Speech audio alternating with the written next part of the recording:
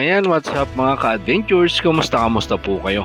Yan, sa video ito, nais ko lang po ipakita yung pagkakaiba sa bayan ng Taytay at sa bayan ng Cainta, Rizal. Ito kasalukuyan, tinatahak natin yung kahabaan ng Ortigas Extension. Ito pong kasadang dinadaanan po natin ngayon.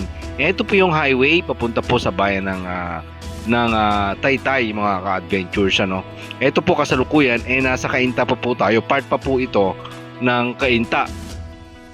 So, pagkatapos po ng Cainta, syempre, next po niyan is Taytay na, mga ka-adventures. So, dito natin makikita kung ano yung pagkakaiba ng mga street light sa bayan ng Taytay at dito po sa bayan ng Cainta, Rizal.